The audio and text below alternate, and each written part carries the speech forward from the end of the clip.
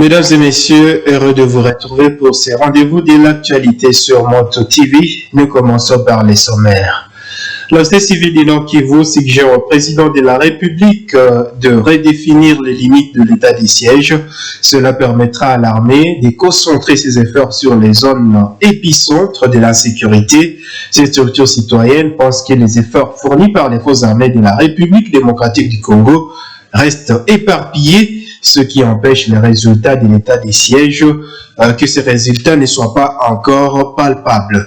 Mesdames et messieurs, voilà tout pour les sommaires. Restons ensemble pour les réalités du journal.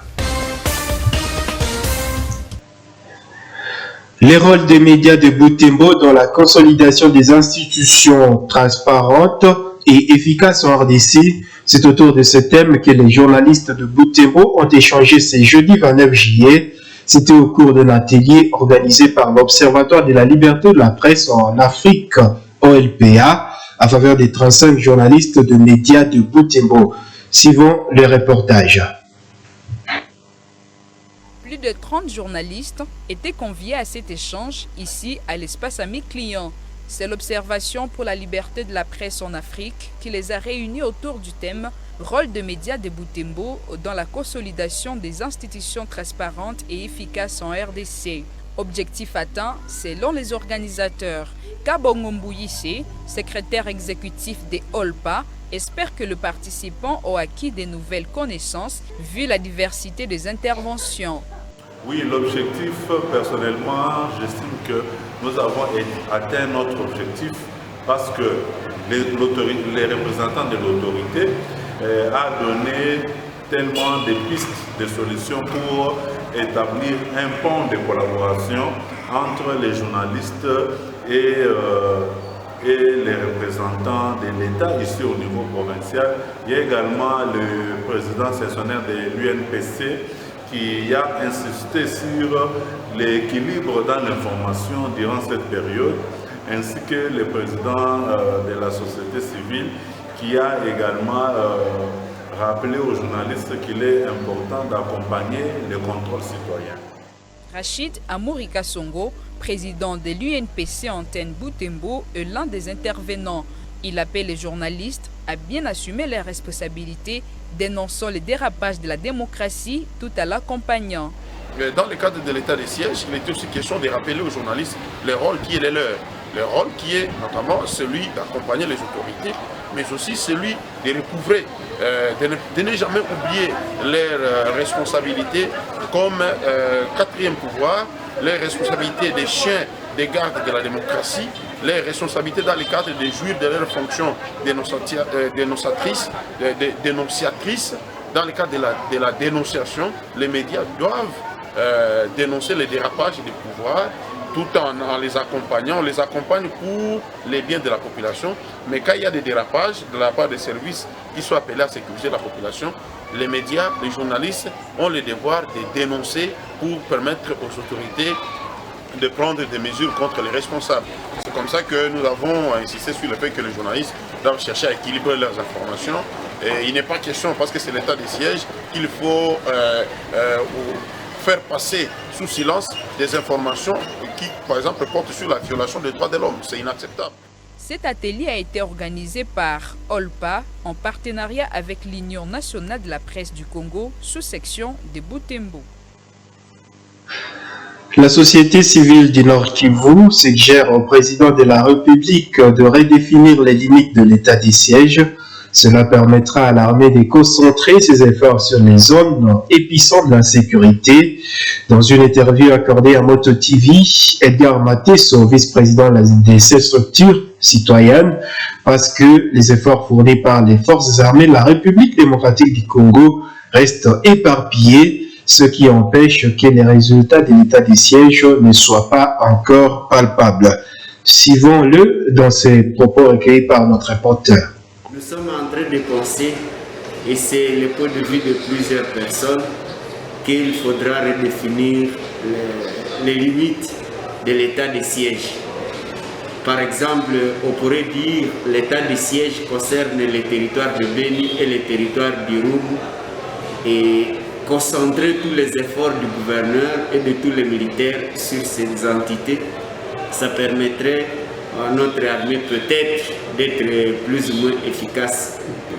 Mais lorsque l'attention des autorités est orientée sur l'ensemble de toutes ces entités, alors que l'ennemi a montré à quel point il est virulent, il y a lieu donc de voir comment circonscrire les efforts, les forces et l'attention de nos forces armées pour permettre à ce que l'on soit également en mesure de les évaluer, parce qu'au moment de l'évaluation, on risque de penser l'ensemble de toutes nos deux provinces et avec toutes ces entités territoriales et penser qu'il y a eu un résultat escompté alors que l'état de siège a été décrété parce qu'il y avait persistance des massacres des civils. Et les civils étaient massacrés et sont massacrés dans les territoires de Beni et dans les territoires d'Irum. Et donc si on concentre les efforts de nos forces armées, du gouvernement dans ces deux entités, l'évaluation pourrait être facile parce que les indicateurs seront clairs et objectivement vérifiables. Le président de l'Assemblée nationale, Christophe Mbosso Ngodia, a accordé 48 heures aux confessions religieuses pour pouvoir déposer à la chambre basse du Parlement le procès verbal de la désignation de leur candidat président à la Commission électorale nationale indépendante. Cette nouvelle échéance est fixée à la suite du désaccord entre les confessions religieuses qui ne sont pas parvenus à déposer leur PV le mercredi comme attendu. 6 confessions religieuses, parmi lesquelles les églises de Réveil et Kimbanguiste, ont désigné leur ticket à l'absence des églises catholiques et protestantes, suite à une mésattente relative au mode de désignation du candidat. Le professeur Kaïnou Moïsi parle d'un problème de gestion des ambitions. Il appelle les responsables religieux à un sens de patriotisme pour parvenir à un consensus. Suivez-les dans ces propos recueillis par Mme Penzi Mazikele. Les mésattentes qui ont surgi, on sait de la réunion de confessions religieuses, sont liées premièrement d'abord à la gestion des ambitions. La gestion des ambitions des acteurs. Les uns veulent conserver, n'est-ce pas, la tête de la CENI et d'autres veulent qu'il y ait changement à la tête de la CENI. En deuxième lieu, également, il y a un problème, à mon avis, il y a un problème de textes. Les textes qui régissent en fait les confessions religieuses. En lisant la charte qui régit les confessions religieuses, il est dit que elles doivent décider, en fait, les confessions par compromis, consensus, ou encore par vote. Et je crois qu'à laissant un monde un peu ambivalent, les deux mondes-là, ça fait finalement que on ne sait pas poursuivre, en fait, la désignation à s'atteler sur un seul mécanisme qui consisterait par exemple à privilégier les élections. Et en troisième lieu, c'est en fait l'infiltration ou la main invisible, n'est-ce pas, du pouvoir politique qui serait en train de tirer en fait les ficelles pour que un camp l'emporte sur l'autre. Et ces jeux en fait visibles auquel se livre certainement le pouvoir, la majorité au pouvoir, qui a intérêt de quel contrôle a fait la CENI, peut faire en sorte effectivement que les acteurs qui sont sur la table de négociation pour pouvoir désigner le futur animateur de la CENI se piègent mutuellement. Parlons information santé. Vaccinez-vous et respectez les gestes barrières. C'est ce qui va nous permettre de reprendre normalement les activités dans les prochains jours. C'est en substance l'appel du docteur Jean-Jacques Mouimbe lors de son adresse à la presse de Kinshasa mercredi 28 juillet. À cette occasion, il a annoncé l'arrivée d'un lot de vaccins sans en préciser les jours.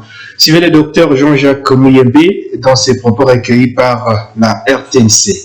La vaccination va nous libérer beaucoup. Le nombre de personnes hospitalisées va diminuer, le nombre de malades va diminuer et nous allons retrouver notre vie normale. Nous avons beaucoup de témoignages comment la situation a changé aux États-Unis et en Europe grâce à la vaccination. Première dose, vous avez pris, c'est avec AstraZeneca. Maintenant, quand les autres vaccins vont venir, le mieux, je vous conseillerais plutôt de prendre la deuxième dose AstraZeneca. Mais si jamais AstraZeneca est fini, il ne faut pas attendre, vous prenez une deuxième dose avec, par exemple, Johnson & Johnson. Il y a le Pfizer qui va venir, il y a l'AstraZeneca qui va venir et il y a certainement un autre vaccin qui va donc venir. Nous devons prendre les choses au sérieux. Et comme je vous dis, il y a une solidarité internationale. Ceux qui binent au vaccin, en Europe, aux États-Unis, en Chine, etc., il y aura des passeports. Il y aura un certificat de vaccination au côté Kunate. Il ne faut pas que nous ici, nous soyons la source de contamination des autres pays. On va nous indexer et ça va nous coûter cher.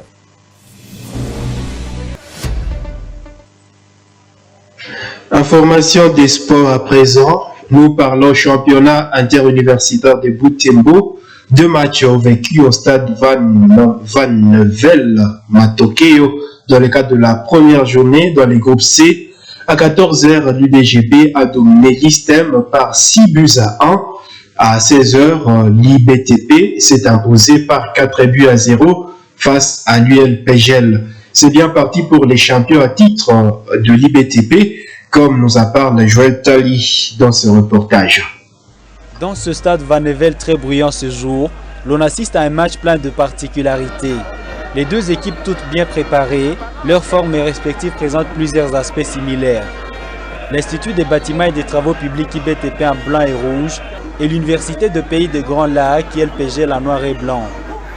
Pas trop de différence à terme des statistiques entre les deux équipes en ces débuts de match. Un premier quart d'heure avec un seul tir cadré. Après quelques permutations au sein de l'équipe de l'IBTP, l'on va assister à un match plein d'intensité et très intéressant. Les Rouges ne vont pas tarder à lancer le festival de buts. À la 25e minute de jeu sur une action sous-estimée par les défenseurs de l'ILPGL, l'IBTP ouvre son compteur. Tout a alors changé. Là, l'on assiste à une équipe de l'IBTP très bien équipée. Grâce à cette expérience, les joueurs de l'IBTP enchaînent 2 autres buts en seulement 10 minutes du premier, ce qui leur a permis de se rendre à la mi-temps avec un avantage de 3 buts.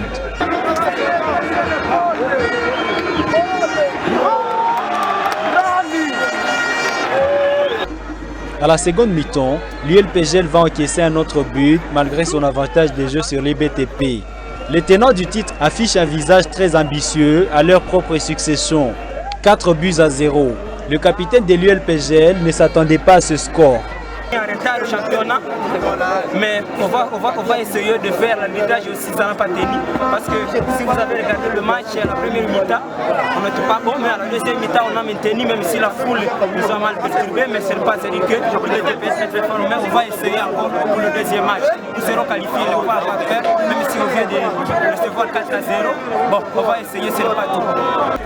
Alors que du côté de l'IBTP, le capitaine pense que c'est une belle entame. Bon, ce qui nous a permis, c'est d'abord les entraînements que nous sommes en train de faire. Il y a aussi l'union que nous avons à LBTP, cette sensibilisation, cette motivation que nous avons. Vraiment, nous avons autant de secrets et je ne sais pas comment bien.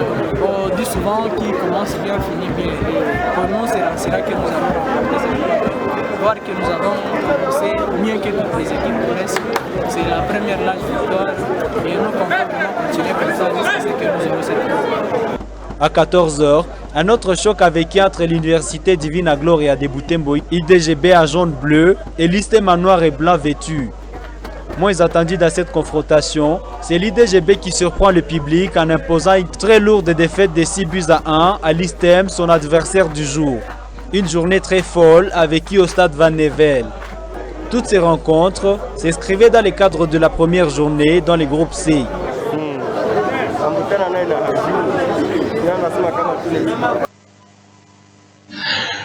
Chers téléspectateurs, c'est la fin de ce journal. Excellent site de programme sur Moto TV. Au revoir.